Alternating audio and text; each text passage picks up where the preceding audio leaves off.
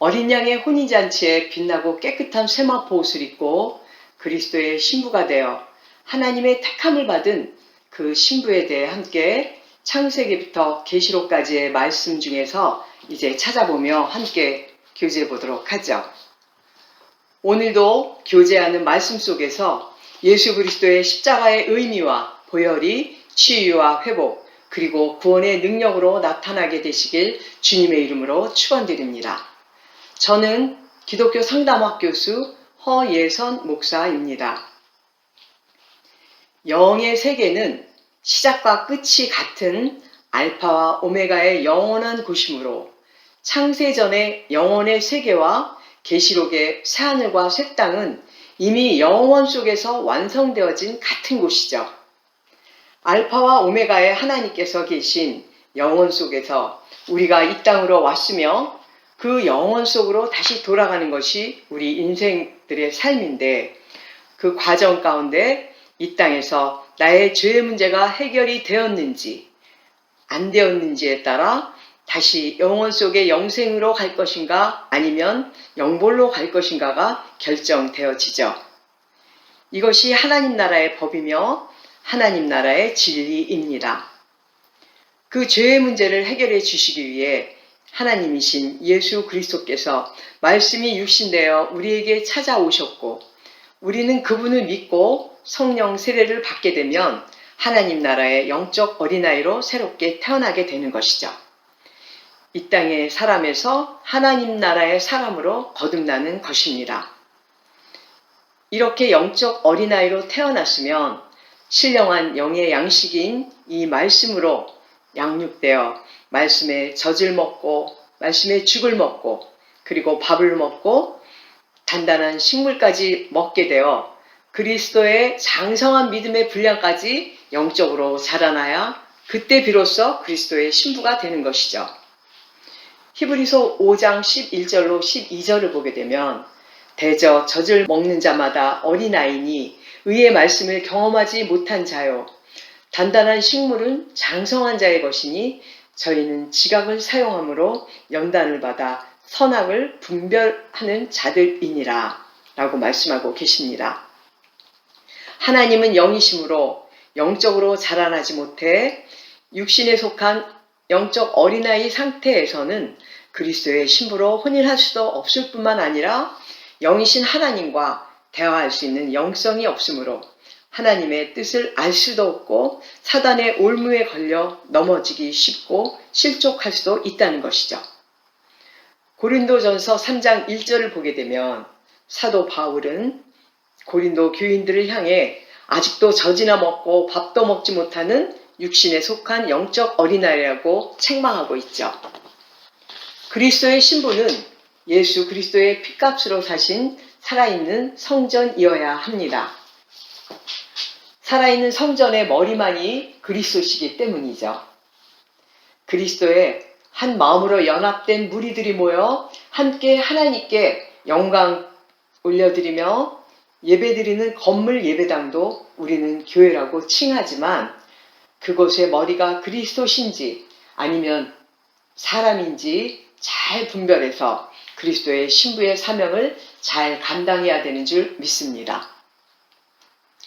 로마서 5장 12절에서 아담과 하와의 그 죄로 인해 모든 사람이 죄를 지었으므로 사망이 모든 사람에게 이르렀다고 했는데 사망으로 갈 수밖에 없었던 우리가 어떻게 그리스도의 신부가 될 수 있는지에 대해 첫 번째 죄의 시작, 두 번째 죄 문제의 해결, 세 번째 신부의 사명이란 소제목으로 창세기부터 계시록까지의 말씀을 찾아가며 교제해 보도록 하겠습니다.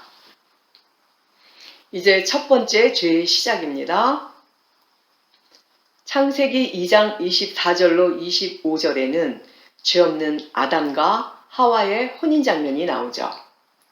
남자가 부모를 떠나 그 아내와 연합하여 둘이 한 몸을 이룰지라고 말씀하고 있습니다.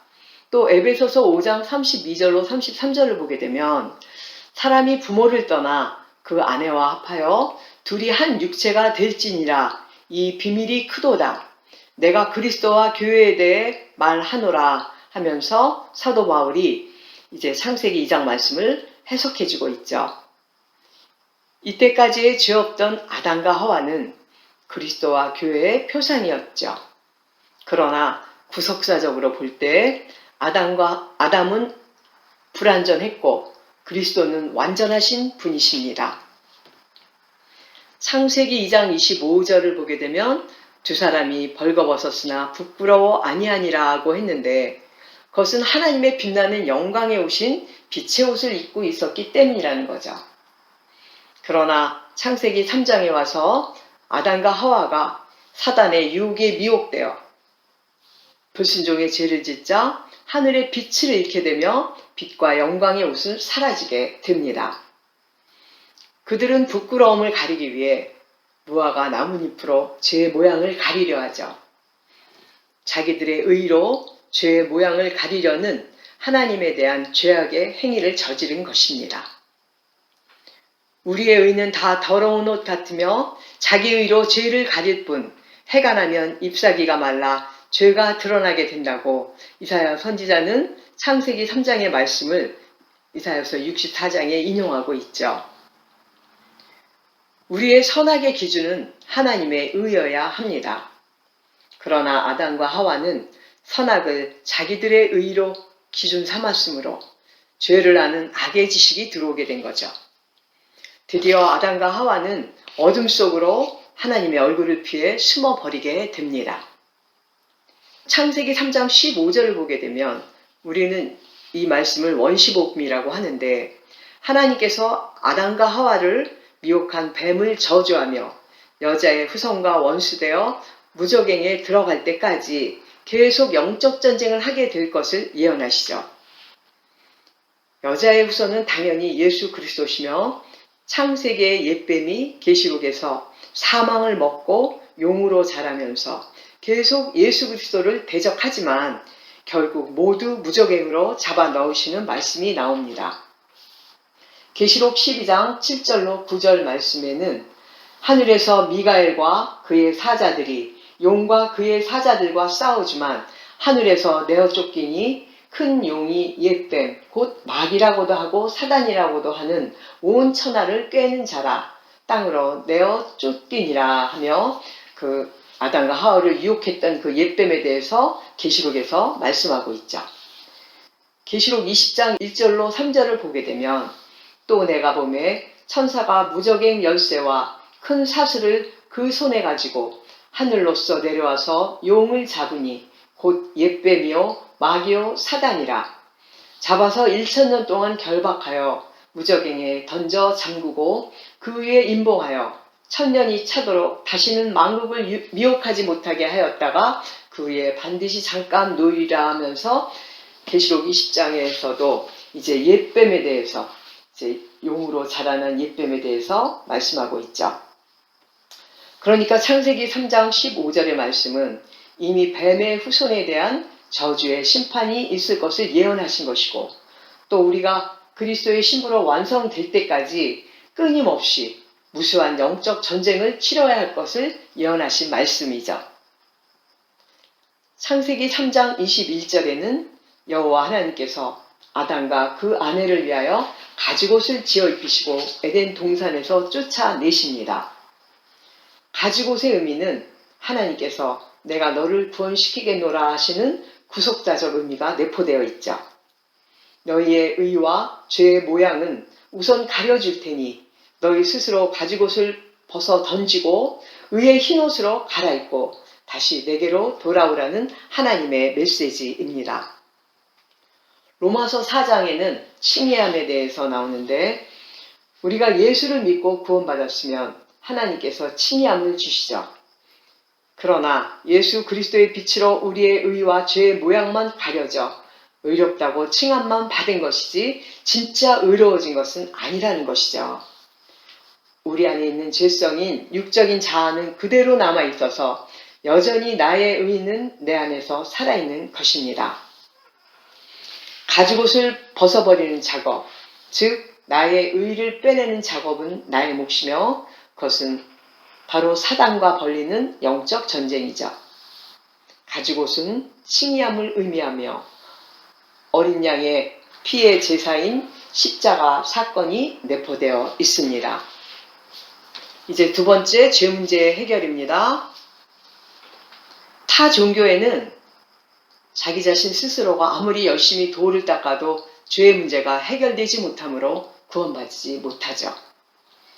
이사야서 61장 10절에는 메시아가 오셔서 우리 죄를 대속하시고 우리를 죄에서 회복시키시며 구원의 옷으로 내게 입히시며 위에 겉옷을 입혀주신다고 언약하십니다. 나의 영혼 몸이 사단의 권세에서 하나님의 권세로 완전히 넘어와야 죄의 문제가 해결이 돼서 구원을 받게 되는 것이죠. 사도행전 9장 3절에는 사울은 예수 그리스도를 따르는 성도들을 모두 잡아 그 옥에 가두는 그런 역할을 했죠. 그 유대 이스라엘의 바리새파 중에서도 율법주의자였습니다. 그러한 사울이 예수 그리스도의 능력의 빛이 이제 사울을 덮어버리자 크게 회심하게 됩니다. 사흘간 눈에 비늘이 덮어버리자 이제 육적인 소경이 되죠. 그러자 자신이 영적인 소경이었다는 것을 깨달은 것이죠. 그리고 그는 육의 사람에서 영의 사람으로, 땅의 사람에서 하늘의 사람으로 거듭나게 됩니다.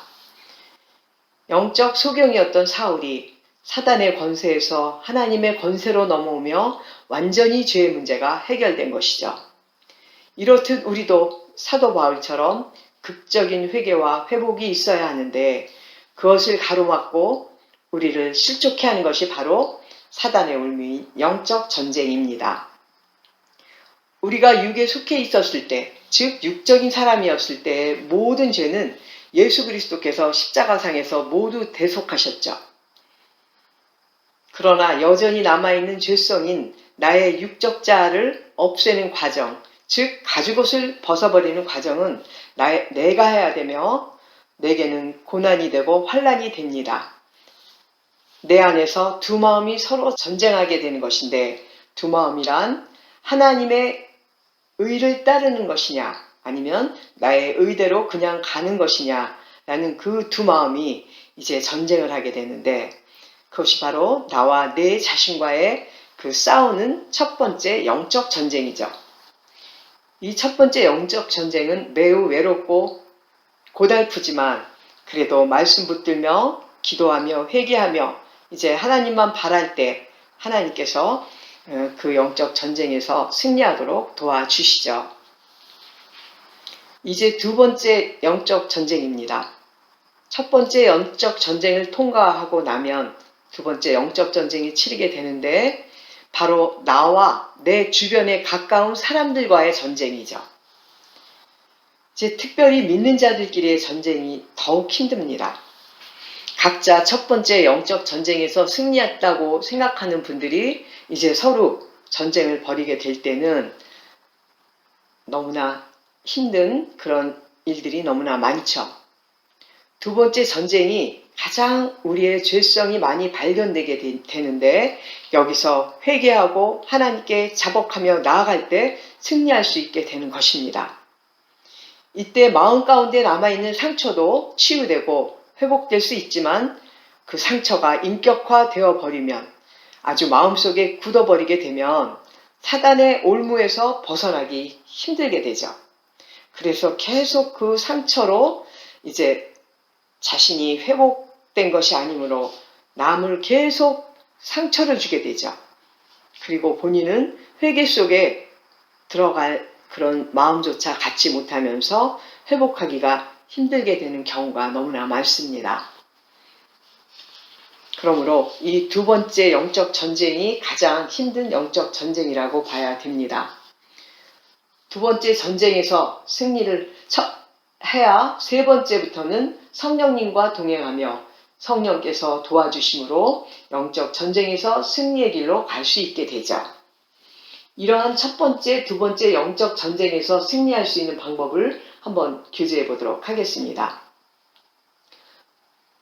첫 번째, 오늘의 주제는 그리스도의 신부이므로 신부가 되기 위해 영적 전쟁에서 승리하는 방법인데 이 땅에서도 여자가 시집을 가게 되면 시댁의 규례를 알고 따라야 화목한 가정을 이룰 수 있듯이 그리스도의 신부가 되려면 하늘의 법과 규례를 알고 따라야 하나님 아버지와 화합하며 친밀한 관계가 될 수 있는데, 그 법과 규례가 바로 이 성경 말씀이라는 것이죠.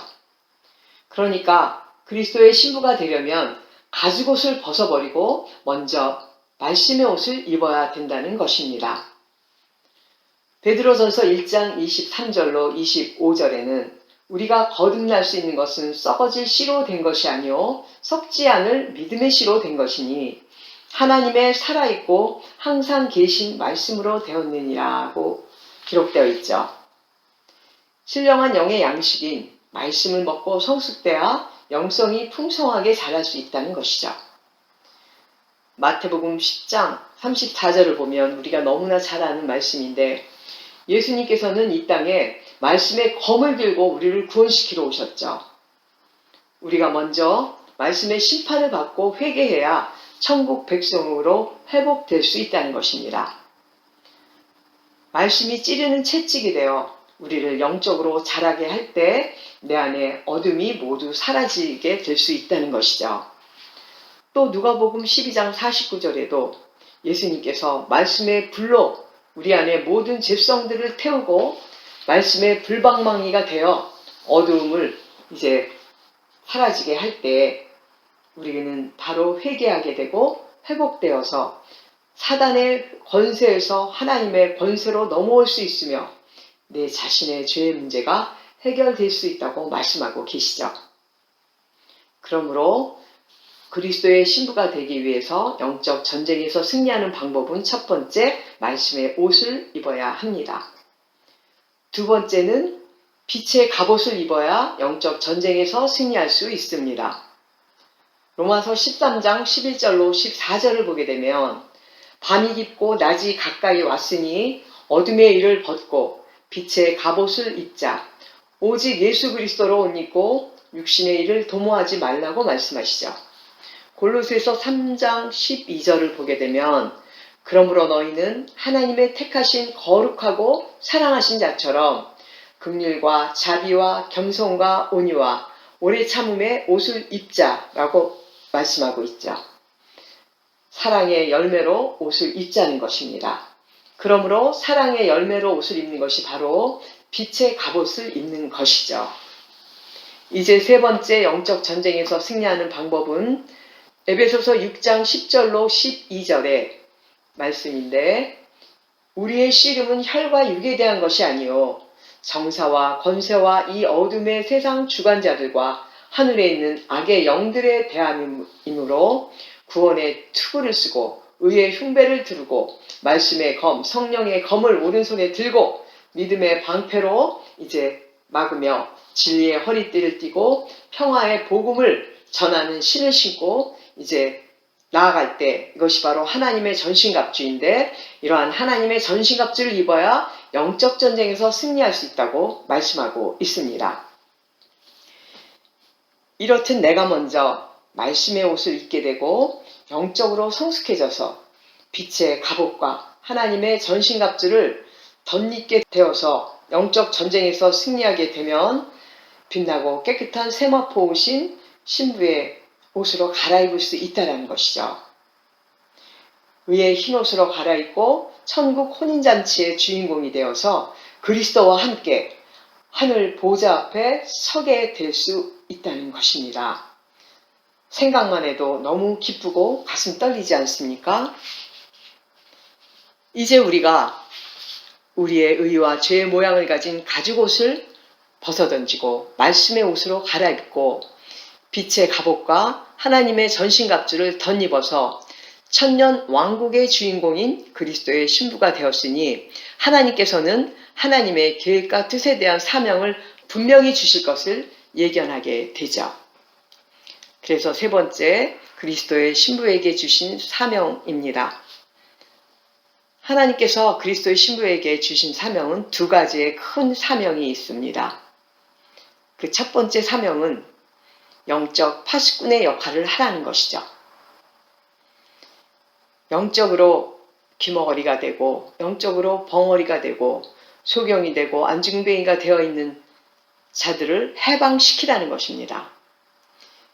이사야서 43장 8절을 보게 되면 눈이 있어도 소경이요 귀가 있어도 귀머거리인 백성들을 끌어내라고 하시죠.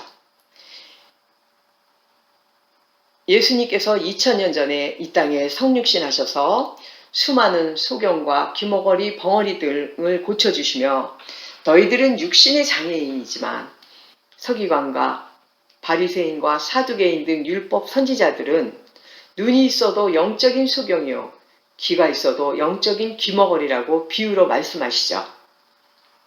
지금 이 시대는 생명의 성령의 법이 영적으로 다스리는 시대입니다. 그러나 지금 이 시대에도 영적인 신앙생활이 아닌 육적인 종교생활만 하고 있는 육신에 속한 영적 지도자들을 잘못 만나 영적으로 자라지 못하고 영적 장애인으로 방황하며 어두움에 눌려있는 그러한 영적인 영유아들이 너무나 많다는 것입니다. 로마서 8장 6절을 보게 되면 육신의 생각은 사망이요 영의 생각은 생명과 평안이라고 했죠. 그들은 신앙생활이 아닌 종교생활만을 하며 지금도 어둠의 영에 짓눌려 있다는 것입니다. 요한복음 1장 1절의 말씀을 보게 되면 하나님이 말씀이고 말씀이 하나님이신데 말씀을 너무 몰라 하나님에 대해서 무지하고 하나님의 뜻도 모르고 있는 자들이 너무나 많다는 것입니다. 하나님께서는 그들을 끌어내라고 하십니다. 그들을 이끌어내서 그들에게 신령한 영의 양식을 먹이고 회복시켜 빛의 갑옷과 하나님의 전신 갑주를 입혀서 영적 전쟁에서 승리하도록 영 분별력을 줘서 이제 이끌어내야 한다는 것이 신부들의 사명이며 영적 파수꾼들의 역할이라는 것이죠. 로마서 10장 10절에 믿음은 들음에서 나고 들음은 그리스도의 말씀이라고 했듯이 그들에게 신령한 영의 양식을 나누어줘야 합니다. 그리스도의 말씀을 먹고 그들이 영적 귀머거리에서 해방이 되고 영적 벙어리에서 해방이 되고 영적 소경에서 해방이 되어서 깨어 일어나 세상에 나가서 자기와 같았던 사람들에게 그리스도의 말씀으로 나팔 불 수 있게 됐을 때 영적 안증뱅이에서 해방되는 것이죠. 육신의 생각에 갇혀서 영적인 생명의 성령의 법으로 넘어오지 못한 많은 성도들을 영의 사람이 되도록 인도해 내는 것이 그리스도 신부의 첫 번째 사명입니다. 이제 두 번째 그리스도의 신부의 사명은 부활의 증인의 삶을 살라는 것이죠. 이사야서 43장 10절에는 너희는 나의 증인, 나의 종, 택함을 입었나니 나의 종으로 택함을 입었나니 라고 말씀하고 계신데 하나님께서 우리에게 증인의 삶을 살라고 이제 이미 구약의 이사야 선지자를 통해서도 말씀하고 계시죠. 요한복음 15장 26절에서 27절에는 진리의 성령 하나님께서 보혜사로 우리에게 오셔서 예수 그리스도를 증거한 것 같이 나도 우리 안에 계신 성령 하나님과 함께 예수 그리스도의 부활의 증인의 삶을 살아야 한다고 사도 요한은 말씀하고 있죠. 로마서 8장 16절로 17절을 보게 되면 성령이 친히 우리의 영으로 더불어 우리가 우리의 하나님의 자녀인 것을 증거하나니 라고 말씀하고 있고 자녀이면 또한 후사니 우리가 그와 함께 영광을 받기 위하여 고난도 함께 받아야 될 것이라고 말씀하고 있습니다. 이제 영적 파수꾼이나 부활의 증인의 그 역할의 삶은 세 번째, 네 번째 영적 전쟁이 따르므로 많은 고난과 함께하는 사명이죠. 그러나 이러한 고난은 성령님께서 도와주심으로 곧 승리하게 됩니다. 내가 먼저 참빛의 빛을 받아 무덤에 갇혀 죽은 자 같았던 자들의 어두움을 그 빛으로 밝히게 될 때 무덤에서 살아난 자들이 하나님께 영광 돌리며 어둠에서 빛으로, 죄에서 의로, 악에서 선으로, 저주에서 축복으로 나오게 된다는 것이죠. 하나님께서는 내가 지명하고 택했나니 보배롭고 존귀한 자들이라 내가 너희를 사랑하노라 하시며 그 영광의 빛을 우리에게도 비춰주실 거라고 저는 믿습니다. 사도행전 1장 8절은 예수 그리스도께서 부활 승천하시며 오직 성령이 너희에게 임하면 너희가 구원을 받고 예루살렘과 온 유대와 사마리아와 땅끝까지 이르러 내 증인이 되리라고 지상명령을 하시죠. 사도행전 1장 8절은 사복음서의 결론입니다. 여기서 땅끝의 의미는 육적으로는 이 지구상의 땅끝이고 민족들의 땅끝까지를 말할 수 있으나 영적으로 봤을 때 아직 구원받지 못한 내 가족, 내 이웃 중에서도 그리스도의 복음이 들어가지 못한 한 심령들을 우리는 땅끝으로 봐야 합니다. 그들의 마음의 문을 열도록 내가 부활의 증인 역할을 해야 하며 사복음서에는 예수 그리스도께서 승천하시며 이제 부활의 증인의 역할을 하라고 지상 명령을 하시죠. 모두 예수 그리스도의 부활의 증인의 역할을 하며 복음을 전파하라는 그러한 명령입니다. 이것이 그리스도의 신부로 택함을 받은 자들의 사명이죠. 사랑하는 사명자 여러분, 우리는 모두 한 아버지 밑에 한 성령으로 한 진리의 도 가운데 한 마음이 되어 진리 안에서 자유롭지 못한 자들을 해방시키는 영적 파수꾼의 역할을 잘 감당해야 하며 또한 예수 그리스도의 부활의 증인의 삶을 살아갈 수 있는 이 마지막 시대의 사명자들이 되어야 합니다. 오늘 이 말씀을 통하여 그리스도의 신부가 되는 것으로만 만족하지 마시고 그리스도의 신부에게 주신 그 사명, 영적 파수꾼의 사명과 부활의 증인의 삶을 살아가는 것이 하나님께서 우리에게 주신 사명임을 깨달으시고 이제 하나님께서 기뻐하시는 저와 여러분이 되어서 그 사명을 잘 감당할 수 있도록 하나님께 영광 올려드리며 사는 삶을 살 수 있기를 간절히 원합니다. 감사합니다. 화평방송 구독, 좋아요 부탁드립니다. 감사합니다.